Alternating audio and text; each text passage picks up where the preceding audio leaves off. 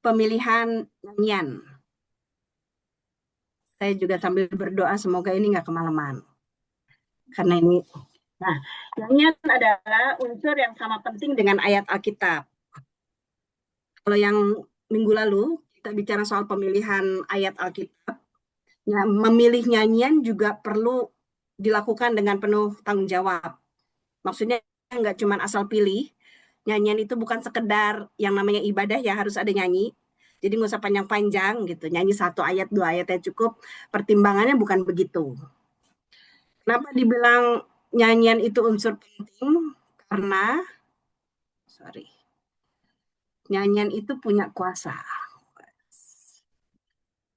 Tunggu dulu nih, saya terganggu sekali dengan ini. Nyanyian itu punya kuasa. Nyanyian itu yang diberi nada. Kalau di Kisah Rasul 16, Bapak Ibu kalau ingat ceritanya, waktu Rasul-Rasul itu di penjara, lalu mereka bernyanyi, dan keajaiban terjadi. Nyanyian itu punya kuasa.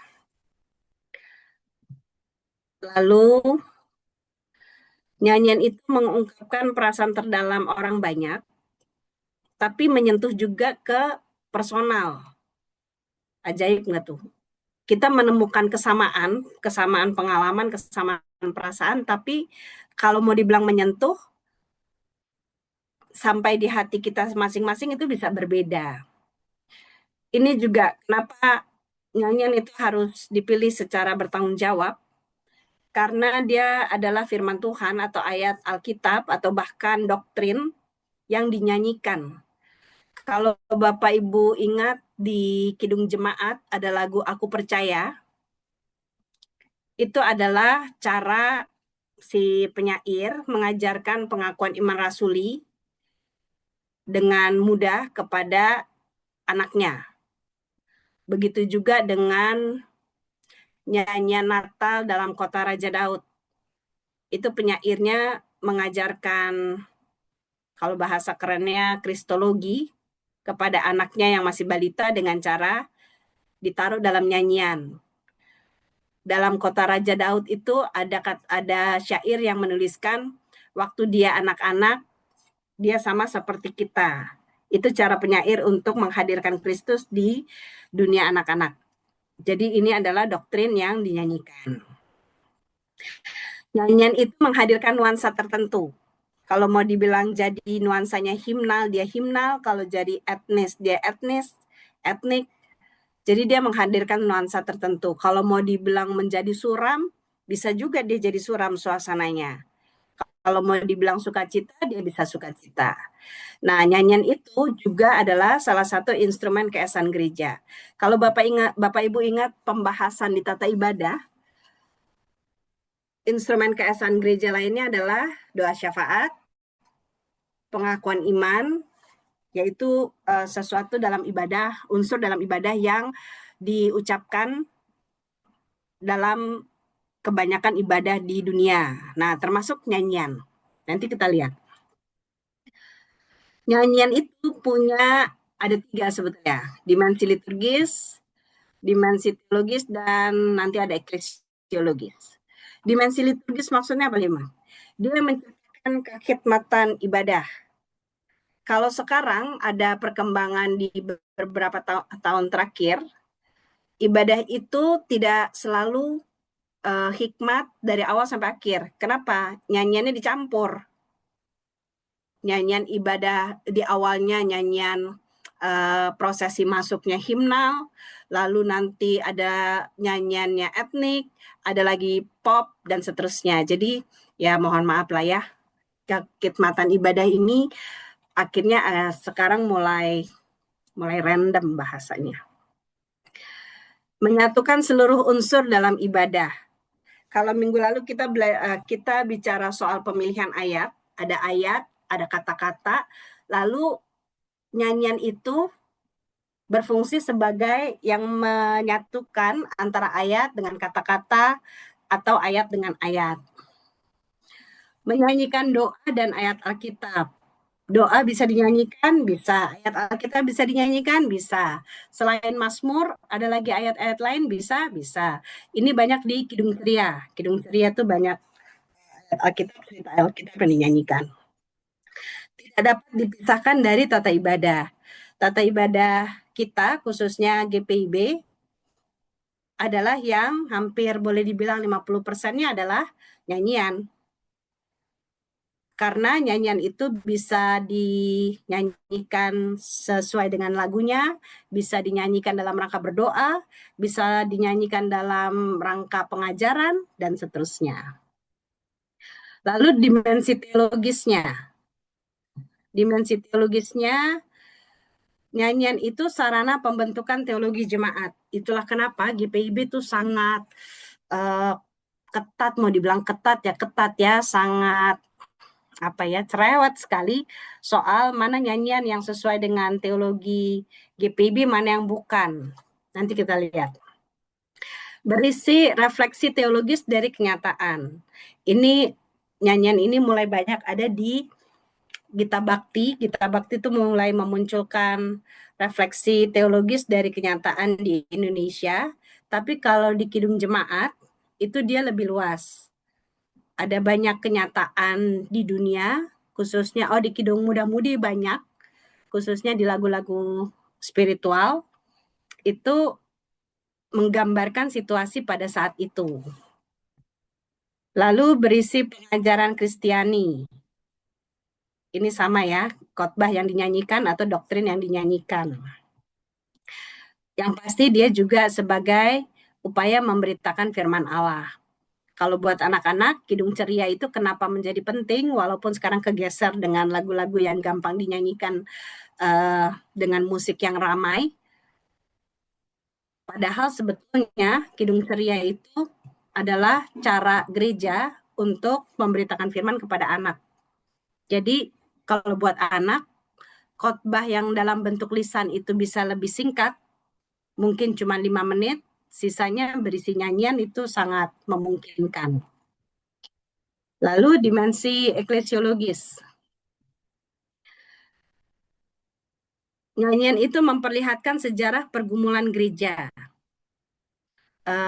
Seperti yang tadi saya sampaikan, antara lain di Kidung Muda Mudi itu ada lagu-lagu negro spiritual. Paling gampang kita ingat lagu Amin itu nah. Amin yang kalau buat hut-hut yang dinyanyikan heboh itu sebetulnya atasnya itu ada syairnya. Lalu apalagi ya? Sungai Rahmat itu negro spiritual. Itu memperlihatkan sejarah pergumulan gereja ketika orang Kristen atau waktu itu ada masalah tentang rasis, kulit hitam ditindas, dijadikan budak, lalu mereka membentuk satu teologi yang menguatkan mereka. Nah, jadilah nyanyian-nyanyian itu.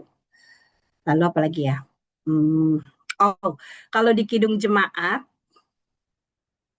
Bapak Ibu perhatikan lagu Betapa Indah Harinya. Ada yang di samping-sampingnya Kidung Jemaat. Minta tolong buka Kidung Jemaat yang judulnya Betapa Indah Harinya. Ada? Betapa Indah Harinya tuh nomor berapa ya?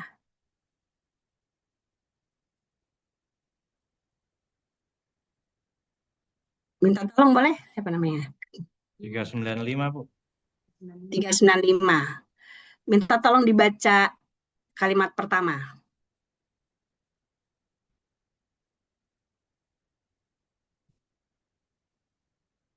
Betapa indah harinya saat kupilih penebus, alangkah sukacitanya, gitu dah. Ya, betapa indah harinya saat kupilih penebus. Judulnya Betapa Indah Harinya saat kupilih penebus. Coba lihat di bagian bawah, judul aslinya apa?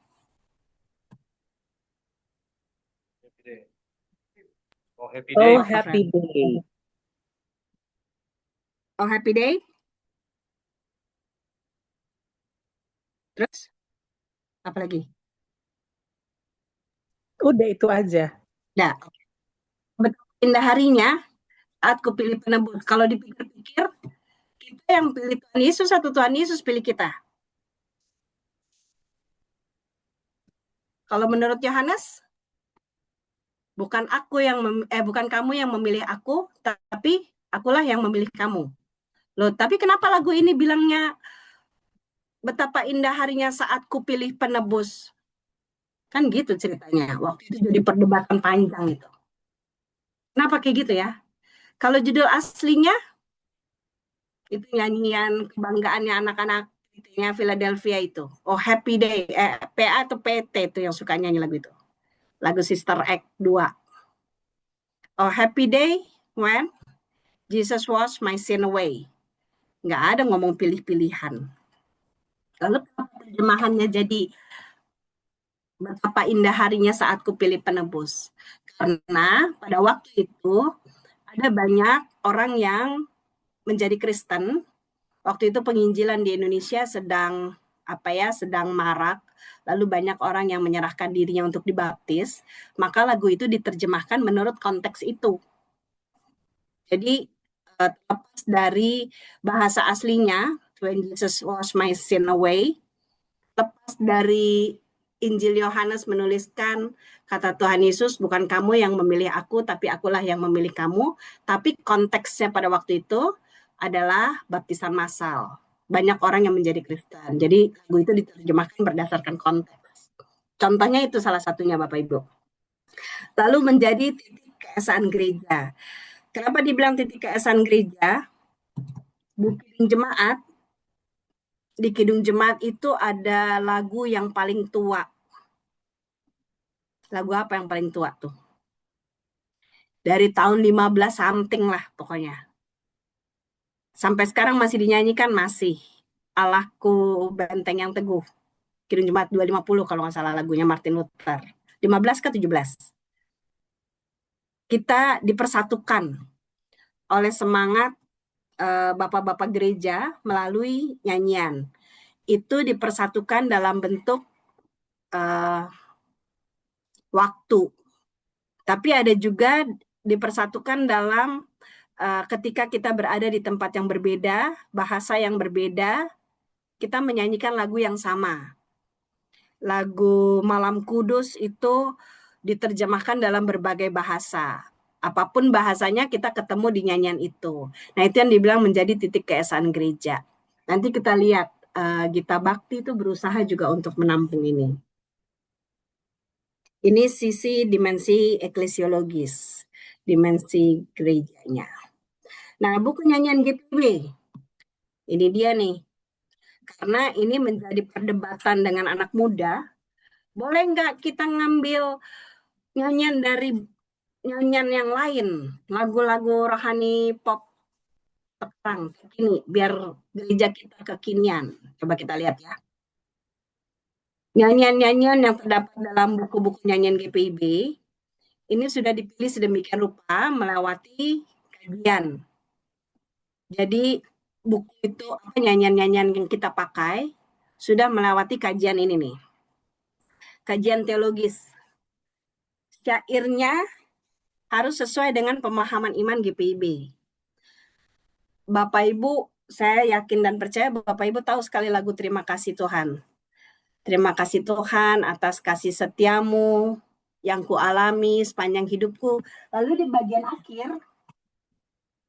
bagian akhir tuh dia bilang begini, saya nggak berniat untuk nyanyi karena kalau nyanyi nanti rusak suasana nih. Kalau saya nyanyi rusak suasana.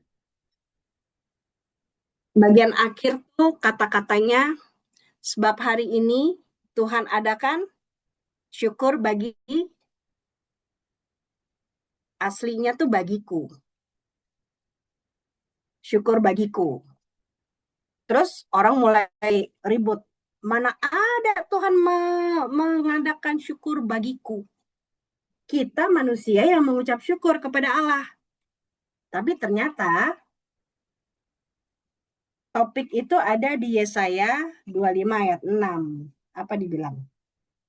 Tuhan semesta alam akan menyediakan di gunung ini bagi segala bangsa suatu perjamuan dengan masakan yang berlemak, suatu perjamuan dengan air anggur tua, masakan yang berlemak dan bersumsum, anggur tua yang disaring endapannya. Apa yang mau dikatakan? Memang Tuhan menyediakan perayaan buat kita. Perayaan syukur karena kita selamat.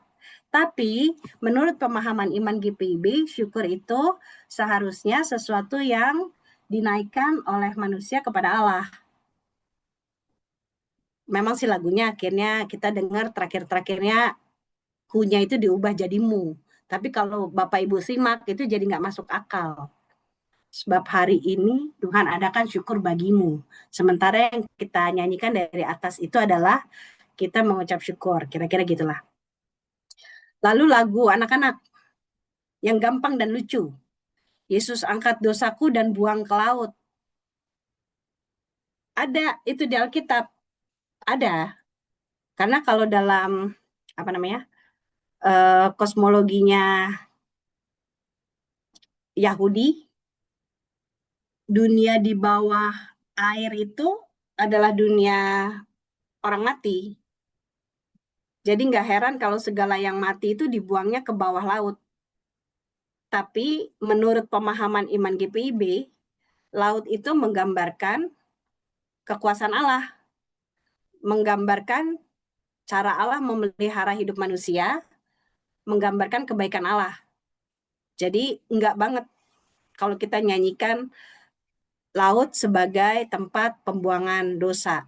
Kita tidak melihat pemahaman iman GPIB sumber daya alam, tidak melihat laut sebagai tempat buangan, tapi tempat ketika Allah juga dimuliakan dengan kehidupan yang ada di dalamnya. Lalu buku nyanyian GPIB dikaji secara historis, sejarah latar belakang asal terciptanya nyanyian tersebut itu masuk dalam kajian. Ini lagunya diciptakannya kapan? Bapak Ibu tahu lagu Kumbaya? Kumbaya itu ada di Kidung Muda Mudi. Itu satu kali saya pernah waktu saya ngajar di sekolah, saya mengajarkan lagu itu kepada anak-anak lalu diprotes sama orang tuanya. Itu kan lagu penyembahan berhala. Tapi itu ada di Kidung Muda Mudi. Kenapa begitu? Karena ketika memang itu adalah lahir dari latar belakang kepercayaan suku. Tapi ketika mereka menjadi Kristen, mereka mendedikasikan lagu itu sebagai penyembahan kepada Allah di dalam Kristus. Nah, sejarah-sejarah itu yang juga masuk dalam kajian. Lalu, himnologis atau musikal, keserasian kata dengan notasi. Bapak Ibu ada yang buka lagi, Kidung Jemaat 246. Kita bandingkan dengan Gita Bakti 196. Ada Ibu Grace kan? Ibu Grace minta tolong menyanyi dulu Ibu Grace. Kidung Jemaat 246.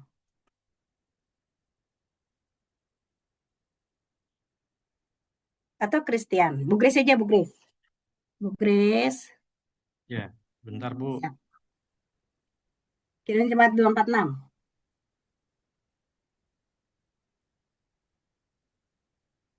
Yang lain silakan dibuka. Kidung Jemaat 246.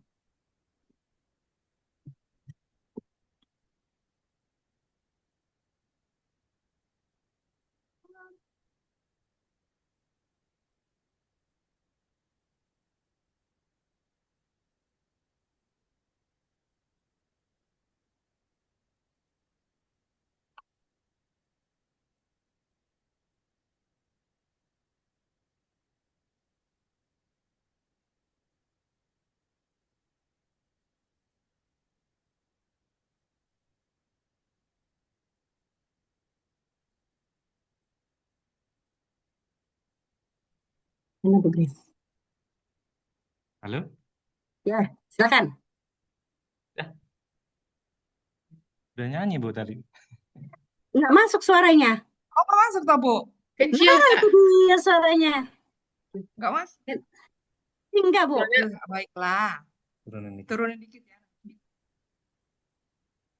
Ya, ya. Tekan lagi ke mic-nya. Suara Kak Grace kecil, Kak. Kakak boleh deketin lagi mic-nya.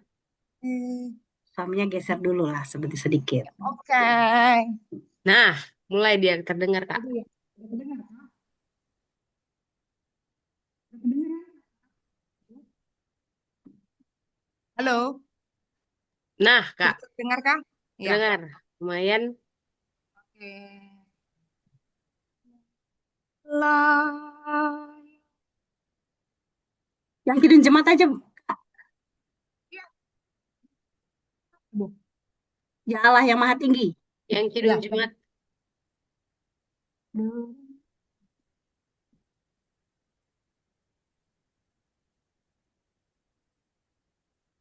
Jauh ya.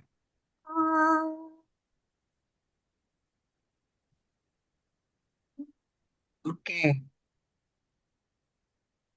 Kan agar dikau tetap dipuji, Engkau Bapa yang memberkati tiap orang yang rendah hati. Tolonglah kami sekarang ini dan selamanya.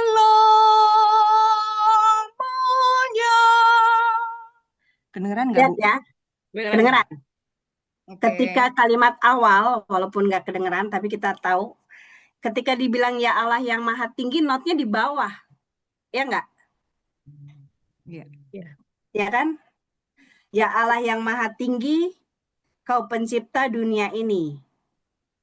Terus, kami juga Engkau ciptakan agar Dikau tetap dipuji. Giliran dibilang memberkati orang yang rendah hati, nadanya naik tinggi. Tapi kata-katanya orang yang rendah hati. Ya kan? Karena itu di Gita Bakti 196, Gita Bakti 196, kata-katanya sama, lagunya sama, tapi notasinya lebih disesuaikan dengan kata-katanya. Ini waktu kita mulai dengan lagu ini banyak jemaat protes, ngapain sih diganti-ganti, lagunya sama juga. Ternyata ini bedanya di sini. Di Gita Bakti 196, ketika dibilang ya Allah yang Maha Tinggi, notnya naik. Kau pencipta dunia ini, notnya turun. Kami juga Engkau ciptakan, dia tetap di bawah. Ketika dibilang Kau tetap dipuji, notnya naik. Engkau Bapa yang memberkati, itu notnya masih di atas. Tiap orang yang rendah hati, notnya turun. Nah, jadi ini yang dibilang, keserasian kata dengan notasi. Jadi ini termasuk dalam kajian. Kalau di Kidung Jemaat, lagunya enak-enak. Kalau kita nyanyi suka-suka, tapi ternyata secara notasi dengan kata itu nggak sinkron. Kapan dibilangnya Allah yang Maha Tinggi, nadanya rendah. Tiap orang yang rendah hati, nadanya tinggi. Kira-kira gitu. Lalu, kontekstual. Nah, memperhatikan konteks pergumulan jemaat dan keberadaan jemaat di suatu lokasi sosial budaya. Kalau di samping-samping Bapak Ibu ada Kidung Jemaat, itu kelihatan di Kidung Jemaat 333. Ini biasa jadi bahan ledekan. Padahal ini lagunya bagus sekali. Sayur kubis jatuh harga. Bapak Ibu ada pegang Kidung Jemaat, coba lihat di bawah, keterangan di bawahnya. Dia diambil dari Alkitab sebelah mana?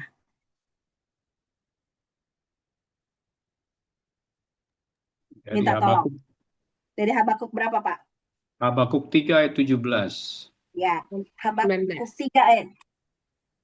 Habakuk 3 ayat 17. Dia bilang sekalipun pohon ara tidak berbunga, pohon anggur tidak berbuah, dan hasil pohon zaitun mengecewakan. Ini latar belakang Timur Tengah, Palestina, Israel.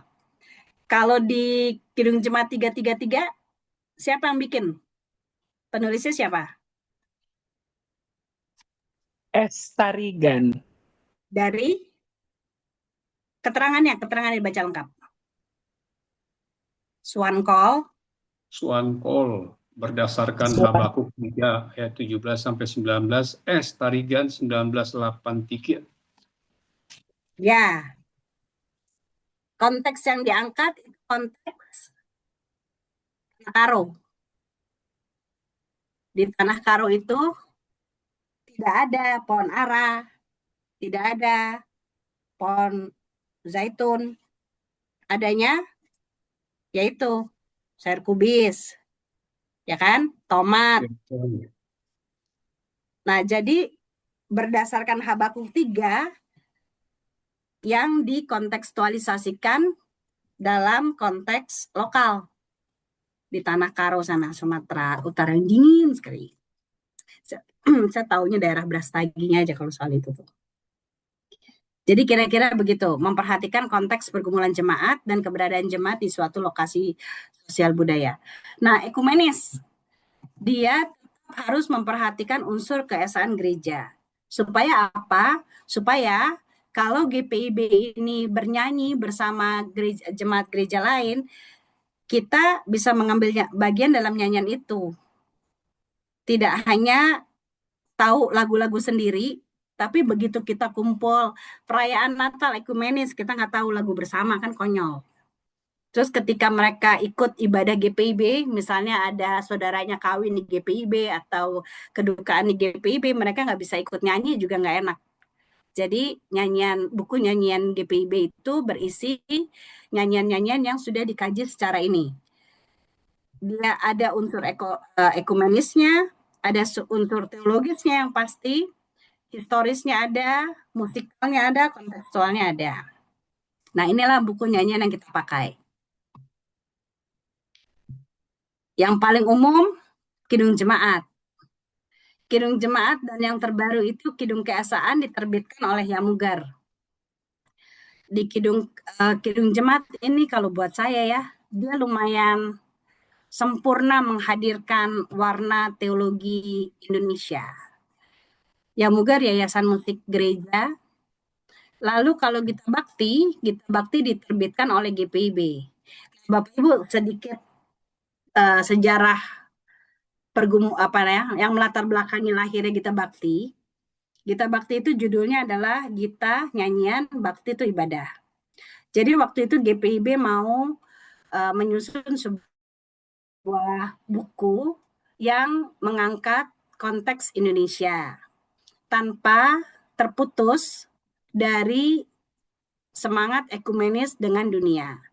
Itulah kenapa di Gita Bakti banyak lagu-lagu yang berangkat dari pergumulan Indonesia. Lagu Makassar ada, lagu Batak banyak, ada juga lagu dari Maluku ada, Manado ada, dan sebagainya. Lalu, ciri khas dari Gita Bakti adalah memunculkan nyanyian jemaat yang sifatnya ibadah komunal. Jadi, ini menggambarkan ibadahnya ibadah umat, bukan ibadah personal. Cuman ada pengecualian. Ketika kita menjaga semangat ekumenis, masuklah di situ lagu Semua Baik. Judulnya apa tuh? Semua Baik di Gita Bakti. Dari semula. Lalu Bapa Engkau Sungguh Baik. Sebetulnya nyanyian-nyanyian itu berangkat dari lagu pop rohani. Kenapa dia masuk di Gita Bakti sementara itu kan nyanyiannya lebih personal? Dalam rangka itu Bapak Ibu, dalam rangka menjaga semangat ekumenis. Tapi sayangnya ya, lagu-lagu yang besar di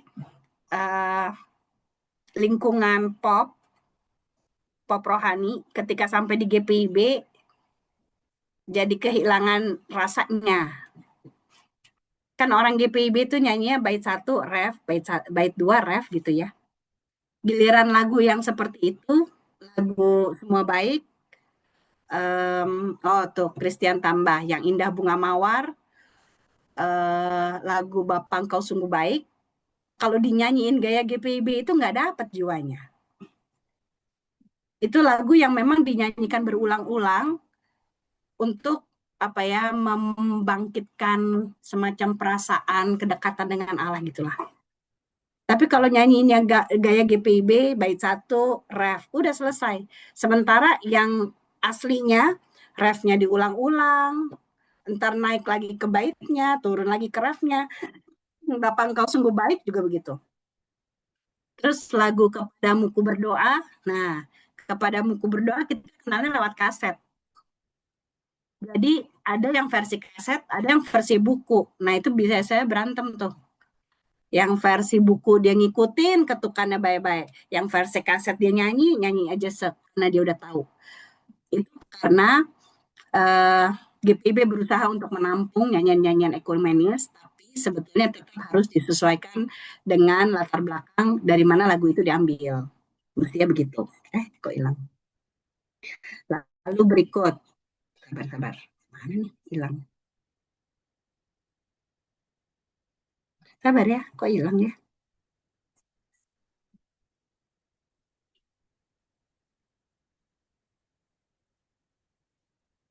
Sabar. Aku ada salah pencet.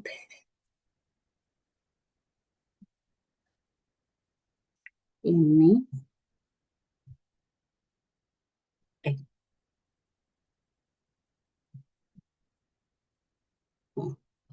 Nah, berikut setelah Kidung Jemaat, tadinya adanya Kidung Ceria.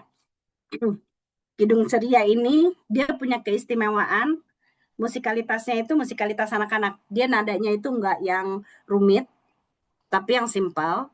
Lalu kebanyakan lagu-lagunya itu berangkat dari cerita Alkitab.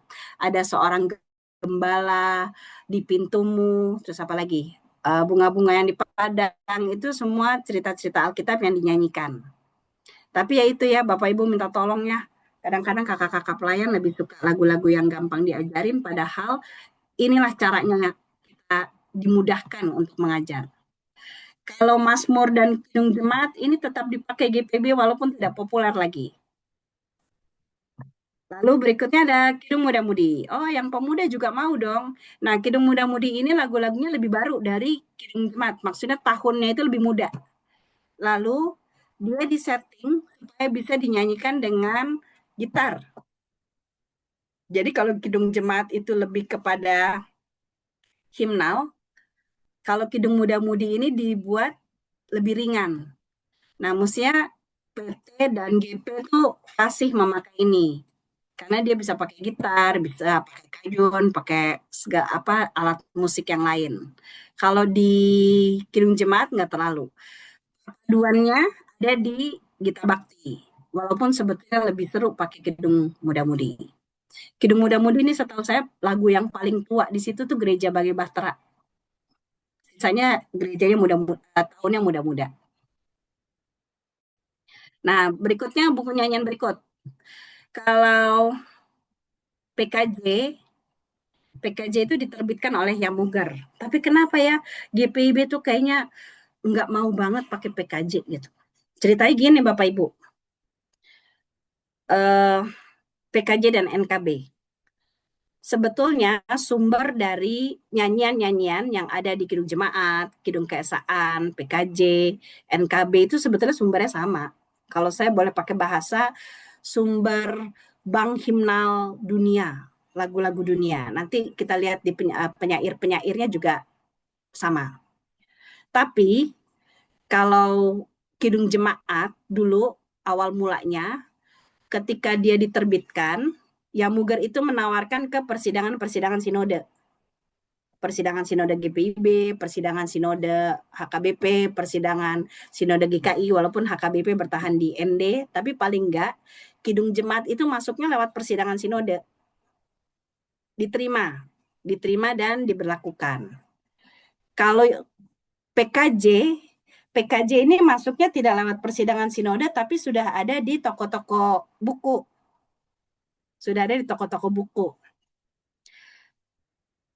Dengan dia memakai nama pelengkap Kidung Jemaat, para pengguna Kidung Jemaat merasa buku ini adalah pelengkapnya. Jadi kalau udah pakai Kidung Jemaat, akan lebih lengkap lagi kalau pakai PKJ. Jadi jemaat itu dapat PKJ dari toko buku, Bapak Ibu, bukan dari hasil persidangan sinode masing-masing. Itulah yang membuat PKJ masuk di GPIB terus terang dia tidak melalui kajian-kajian itu, walaupun penyair-penyairnya juga orang GPIB. ada Gottlieb Somokil di situ, ada Arnold Apitule di situ, itu orang-orang GPIB, orang-orang yang muger juga. Cuman menurut mekanismenya, dia seharusnya lewat persidangan, lalu dikaji dan seterusnya. Tapi karena tidak lewat jalur itu, maka tidak disarankan untuk memakai PKJ. Tapi nanti kita lihat. NKB. NKB ini jelas-jelas ditulis oleh GKI. Ditulisnya di sini sebuah pelengkap dari mana? Pelengkap dari Kidung Jemaat juga. Tapi dia diterbitkan oleh GKI. Sama seperti Gita Bakti. Gita Bakti diterbitkan oleh GPIB, NKB diterbitkan oleh GKI. Tapi isinya lagu-lagunya ya sama juga. Hanya di NKB itu ada himne atau mars GKI.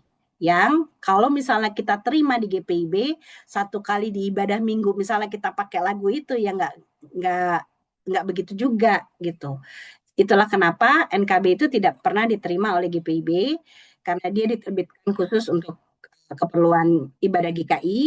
Tapi nyanyian-nyanyiannya nanti kita lihat ada kesamaannya juga dengan yang ada di PKJ ada, Gita Bakti ada, Kidung Keesan ada, dan seterusnya.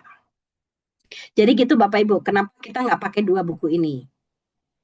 Tidak pernah diterima di persidangan, karena PKJ itu dia masuk bukan lewat persidangan, tapi lewat toko buku. Sementara NKB itu dia diterbitkan oleh GKI. Nyanyian-nyanyian yang terdapat dalam buku-buku nyanyian itu merupakan terjemahan resmi. Ada izin, ngurus izinnya itu yang lama dan mahal. Nah, inilah yang membuat kalau kita mau pakai di dalam tata ibadah, seharusnya kita tidak perlu lagi menuliskan tulisan yang kecil-kecil, karena secara profesional GPIB itu ataupun yang muger sudah mengurus izinnya. Jadi nyanyian-nyanyian itu dapat dipakai di tata ibadah tanpa harus tulis lagi. Tapi setahu saya terakhir itu karena peraturan dari YouTube ya. Kalau ada nyanyian yang mau masuk di YouTube, dia harus menyertakan sumbernya, termasuk vokal group. Kalau vokal group mau nyanyi lagu apa di posting di YouTube, dia harus disertai judul aslinya, penyair aslinya, dan seterusnya. Lalu ini yang penting. Nah, ini buku nyanyiannya masih ada ya.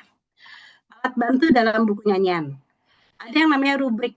Rubrik ini Bapak Ibu, kelompokan lagu berdasarkan tahun gereja. Ini saya ambil dari Gita Bakti. Ini pun saya pinjam dari punya Vikaris. Lalu ada di daftar isi. Jadi ada lagu-lagu menghadap Tuhan, awal ibadah, lagu-lagu pengakuan dosa, berita anugerah. Sekarang ada contoh kasus. Bapak Ibu yang pegang Kidung Jemaat, minta tolong lihat Kidung Jemaat 91. Kidung Jemaat 91 judulnya apa?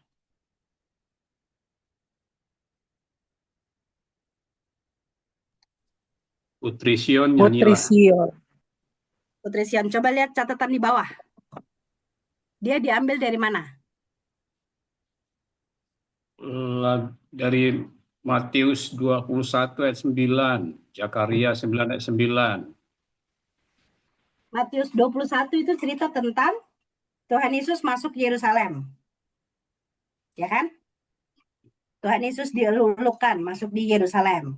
Begitu juga dengan Zakaria, ya kan? Tentang nubuatannya kan ada di Zakaria. Oke. Tapi Kidung Jemaat 91 itu di rubriknya, rubrik apa coba lihat? Dia termasuk lagu apa tuh pengelompokannya?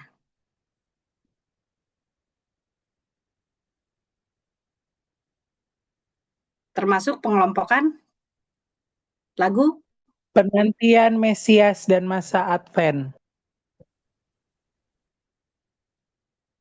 masa penantian Mesias dan masa Advent. Ya kan? Sementara isi lagunya itu bukan Maranatha, tapi Hosiana. yes. Lihat ya. Ini saya mau bilang, walaupun Kidung Jemaat lainnya nyanyian ini, buku nyanyian ini kita pakai sebagai buku yang resmi, bukan berarti dia tidak ada yang bisa dikritik. Jadi 91, Kidung Jemaat 91 Dari isinya, dari keterangannya itu sebetulnya bukan bicara soal penantian Mesias atau masa Advent. Dia lebih cocok masuk ke Prapaskah. Karena di bawahnya aja udah jelas-jelas ditulis Matius 21. Jelas-jelas isinya tentang Hosiana putra Daud, ya kan? Lalu pertanyaan gini, kenapa dia masuk di rubrik Advent? Jadi sering kali lagu ini dinyanyikannya di Advent. Padahal Advent itu Maranatha, bukan Hosiana. Sabar, jawabannya berikut. Berikut dulu. Buka lagi Kidung Jemaat 297. Apa judulnya 297?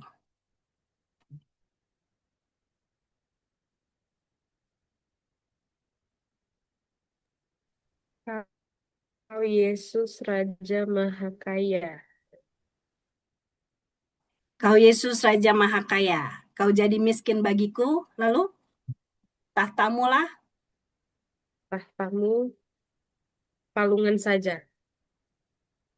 lanjut, Kandang tahta, istanamu. ya, tahtamulah palungan saja, kandang rendah istanamu. Itu lagu apa? Lagu apa coba?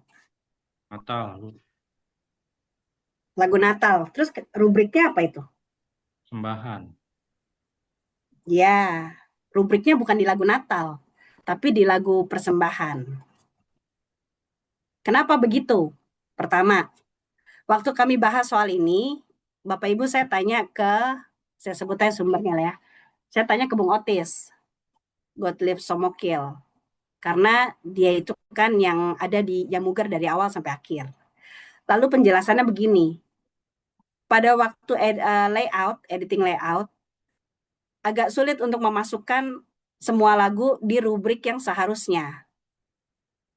Jadi, seperti Kidung Jemaat 91, yang seharusnya masuk di lagu Prapaskah, karena ada kesamaan lah tipis padahal kesamaannya tentang menantikan kedatangan, jadi dia digeser ke Advent.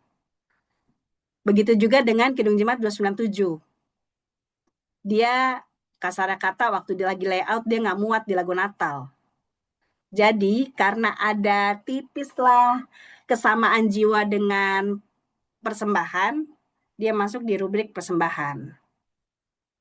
Jadi saya mau bilang, kalau kita memilih lagu, walaupun sudah ada rubriknya, tetap harus dibaca. Tetap harus dibaca kata-katanya, asal mulanya, catatan-catatannya, supaya lagunya itu ketika dinyanyikan, itu cocok dengan tata ibadah yang disajikan secara utuh. Ini salah satu contoh, Bapak Ibu. Lalu berikutnya indeks judul asli. Indeks judul asli ini penting. Karena berangkat dari judul asli ini, lagunya diterjemahkan dalam berbagai bahasa dan termuat dalam berbagai buku nyanyian. Jadi ibaratnya gini nih, kalau kita fanatik sekali, GPIB nggak boleh pakai PKJ, nggak boleh pakai NKB. Padahal kalau kita lihat indeks judul aslinya, terjemahan lagu itu ada di Gita Bhakti yang lama. Great is thy faithfulness. Itu ada di KMM. Di KMM itu dia terjemahannya judulnya apa ya? Pokoknya kalau di Gita Bhakti itu Agung Setiamu. Gitu. Jadi sebelum kita terlalu fanatik, kita lihat dulu nih sebetulnya lagu ini ada di mana. Sebaliknya, kalau misalnya kita nggak boleh pakai PKJ dan NKB, tapi ini lagunya pas banget nih buat ditata ibadah. Coba lihat di judul aslinya, lalu cari apakah nyanyian itu juga ada di Kidung Keesaan misalnya, atau misalnya dia ada di Gita Bhakti, atau ada di KMM. Apa itu? High in the by way of life, apa itu? Make me a blessing. Di jalan hidup yang besar sempit. Itu di NKB ada, KMM ada, Gita Bakti ada. Nah, kita ketemunya di indeks judul asli. Memang nanti mungkin ada perbedaan terjemahan. Tapi perbedaan terjemahan juga tidak terlalu tidak terlalu jauh biasanya. Nah, ini bagian-bagian dari rubrik. Pujian kepada Allah. Kidung Jemaat 1. Ini saya masih pakai Kidung Jemaat, Bapak Ibu. Haleluya pujilah, ajakan kepada sesama. Hai mari sembah. Kita atau narasi. Kidung Jemaat 69. Pada mulanya gelap semuanya. Pada mulanya gelap semuanya. Belum apa? Allah bersabda terang bercahaya hari pertama di dunia, itu narasi, itu cerita. Itu ringkasan dari Kejadian 1. Jemaat 69. Ada pengakuan dosa di nomor 42. Ada kemuliaan bagi Allah. Ada penghayatan akan karya Allah. Ada ungkapan syukur, betapa kita tidak bersyukur. Ada pengutusan, masih banyak orang berjalan. Dan lain-lain. Dari rubrik-rubrik ini, dari pengelompokan ini yang saya sampaikan di topik ibadah. Tidak semua nyanyian itu berisi pujian. Kayak tadi ya nih, balik lagi. Yang pujian kepada Allah nomor 1, iya. Haleluya pujilah. Tapi kalau misalnya kita menyanyi Kidung Jemaat 69 yang berupa narasi, kita nggak mungkin bilang mari kita memuji Allah sementara lagunya narasi. Mari kita memuji Allah, ternyata lagunya pengutusan, masih banyak orang berjalan. Nah itu ketika mengajak jemaat menyanyi, cukuplah mengatakan marilah kita menyanyi dari. Atau paduan suara akan menyanyi bagi Tuhan. Atau ajakan lain yang sepemahaman. Jadi nggak usah dipermoy-permoy. Marilah kita memuji dan memuliakan Tuhan, ternyata lagunya bukan pujian. Ternyata lagunya itu marilah, marilah hai saudara, wartakanlah terang dunia. Itu Kidung Jemaat berapa tuh? 338 kah? Jadi cukup dengan mengatakan mari menyanyi. Lalu berikut. Oh, ini yang di ibadah. Alat bantu. Teks kalimat awal. Indeks kalimat awal. Judul nyanyian yang diterbitkan oleh Yamuger dan GPIB umumnya diambil dari kalimat awalnya. Jadi inilah yang membuat kalau kita bikin tata ibadah, nggak perlu lagi ditulis judul untuk menghemat kertas. Tapi kalau misalnya kita mau bikin dalam bentuk buku acara yang resmi, yang bagus, bisalah ditulis judulnya biar cakep. Tapi sebetulnya kalau nggak ditulis judulnya, kalimat pertama itu biasanya judul. Abadi tak nampak, ini dari Gita Bakti. Ada intan cerlang, ada waktu untuk lahir, semuanya ini dari kalimat pertama. Lalu ada indeks komponis, penyair, dan penerjemah. Ini memperlihatkan keragaman sumber yang dipakai dalam satu buku nyanyian.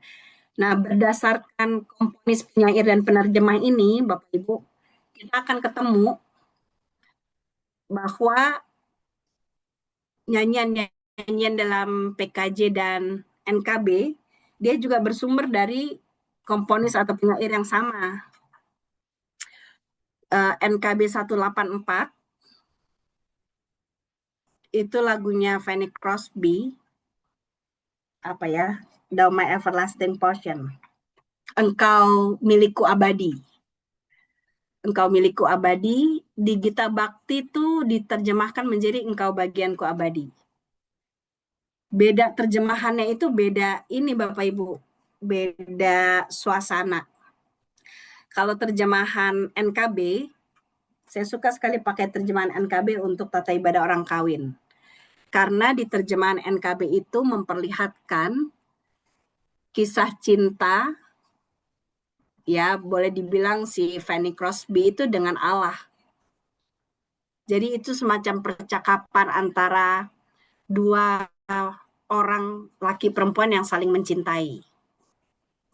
Tapi begitu sampai di Gita Bakti, terjemahannya menjadi lebih kaku, lebih gerejawi. Jadi terjemahan yang mana yang mau dipakai? Tergantung. Kalau mau bikin tata ibadah orang kawin lebih baik pakai yang NKB. Kalau kita mau dalam acara gereja yang resmi, pakai yang Gita Bakti. Karena terjemahannya berbeda walaupun lagunya sama, sumbernya sama. Contohnya itulah. Nah, ini ada lagu-lagu yang kalau Bapak Ibu jeli, yang berasal dari beragam belahan dunia. Tradisional Israel. Tuhan Allah telah berfirman. Lagu Padang Pasir itu kan. Sama Kidung Jemaat 72. Ini saya suka sekali. Dia tradisional Yekdol kalau nggak salah. Lalu lagu Eropa, tradisional Irlandia, menjulang nyata buktikanlah, kaulah Tuhan surya hidupku, this is my favorite song. Tradisional Itali, ada di Kidung Jemaat 118, apa sih tiap tahun kembali ya. Tradisional Spanyol, Kidung Jemaat 37 apa 37? Rock of Ages. Apa sih Rock of Ages? Batu Karang yang Teguh kalau nggak salah. Tradisional Swedia ada di Kidung Jemaat 46, Besarkan Nama Tuhan. Tradisional Wales ada di 434, keren kan? Amerika ada di Amerika yang Kidung Jemaat 40, Amazing Grace. Calypso Carol, Kandang Domba Itu Rumahnya. Tradisional Indian tuh yang 63 apa ya? Tuhan karyamu sungguh besar kalau nggak salah ya. Ya, Bu. Betul, Bu. Iya kan? Mm-mm. Tradisional Bolivia. Nah, Argentina. Siapa suka Argentina kemarin?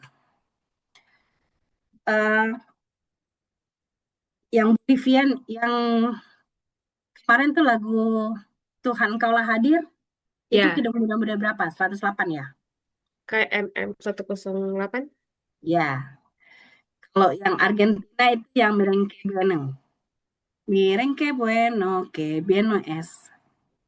Alangkah baik dan indahnya. Afrika. Nah, rupanya Kidung Jemaat 13 itu tradisional Zambia loh Bapak Ibu. Bayangkan ya.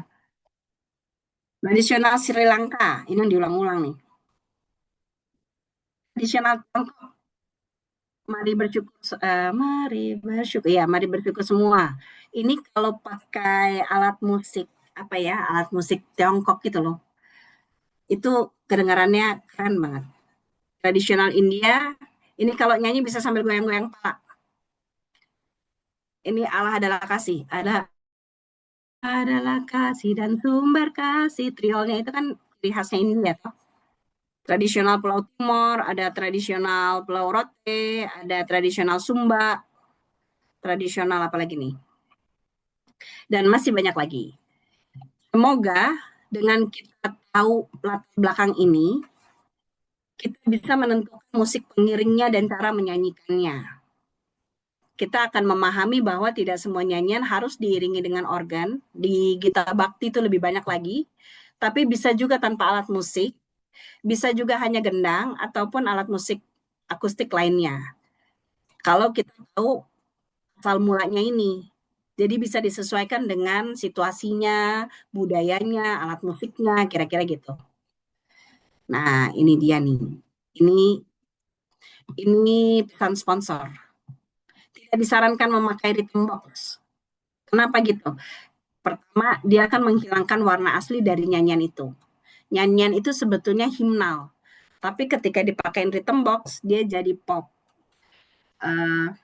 Nyanyian itu sebetulnya etnik sekali. Tapi begitu jadi rhythm box, ya antara jadi pop sama dangdut, antara itulah. Dan yang paling memprihatinkan adalah kalau sudah pakai rhythm box, suara jemaat ketutup. Karena alasannya gini, kalau nggak pakai musik, jemaatnya nggak bisa nyanyi. Ujung-ujungnya yang kita dengar musiknya aja. Sementara dalam ibadah, yang penting tuh jemaatnya yang nyanyi, bukan musiknya. Buku nyanyian dilengkapi dengan tanda musik, petunjuk nada dasar, yang boleh diturunin cuman dalam ibadah PKLU dan perayaan Paskah. Kalau di situ ditulis do sama dengan C, ya C. Jangan gara-gara kantorianya alto, dia minta turun. Kalau di situ dibilang G, gara-gara kantorianya ini mungkin bass kah? Dia minta pindah ke E. Kenapa gitu? Nanti jemaatnya nggak bisa nyanyi. Petunjuk nada dasar ini sudah dikaji sesuai dengan pembagian suaranya. Kenapa PKLU boleh turun? Karena kondisinya suara lansia berbeda. Kenapa ibadah perayaan Paskah boleh turun? Karena biasanya ibadah perayaan Paskah itu nyanyi pagi. Pita suaranya belum bangun sepenuhnya. Bukan? Dan juga metronom. Metronom ini menunjukkan tempo, kecepatan lagu. Ini penting sekali supaya kita mengerti bahwa lagu itu sebetulnya nggak ada yang lama, nggak ada yang lambat. Kalau dinyanyikan sesuai dengan tanda-tanda musik ini. Ada lagu yang lambat, ada lagu pengakuan dosa itu lambat. Tapi selambat-lambatnya itu tidak, percayalah, jauh lebih lambat kita kalau kita nggak ngerti beginian. Lalu pembagian kelompok menyanyi. Kidung Jemaat 13, Kidung Jemaat 60, Kidung Jemaat 100, Allah Bapa Tuhan. Ini 60 ini lagunya Mr. Bean apa ya? Hai makhluk alam semesta, muliakanlah, lihatlah sekelilingmu. Ini dinyanyikan berdasarkan kelompok bernyanyi. Kalau Bapak Ibu ada Kidung Jemaat 480, dia tercetak keluar dan tercetak ke dalam. Ya enggak? Kenapa begitu? Kidung Jemaat 428, lihatlah sekelilingmu, yang tercetak keluar itu pihak penanya, yang tercetak ke dalam itu pihak yang jawab. Bait 1 dinyanyikan oleh Kantoria, bait 2 sampai 6 itu dia tanya jawab. Milik siapa ladang itu? Ladang itu apa seluruh dunia? Apa kita juga terpilih mengerjakan ladang itu? Kita juga dipilih Tuhan, itu tanya jawab. Makanya ditulisnya gitu. Tercetak keluar dan tercetak ke dalam. Nyanyian kanon ini paling jarang. Lalu tanda-tanda musik ini diperhatikan supaya kelihatan keistimewaan dan keunikannya.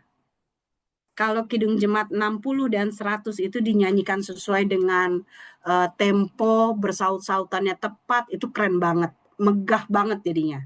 Tapi kalau Kidung Jemaat 100 itu dinyanyikan dengan tempo yang salah, lalu tidak bersaut-sautan, itu lagu Malam Natal selesainya tuh tahun baru. Lama banget orang nyanyi, muliakanlah gitu. Ini penutup. Tidak ada nyanyian yang sulit untuk dinyanyikan, yang ada hanyalah umat yang tidak mau belajar dan tidak memperhatikan. Jadi semua nyanyian itu bisa dinyanyikan. Cuman kitanya aja yang kalau ngeliat lagu baru langsung putus asa, padahal semua lagu juga selalu akan ada momen dia pertama kali dinyanyikan. Jadi tidak ada nyanyian yang sulit untuk dinyanyikan, yang ada hanyalah kita yang tidak mau belajar dan tidak perhatikan. Sampai di sini dulu malam hari ini. Kan saya bilang saya agak panjang. Terima kasih.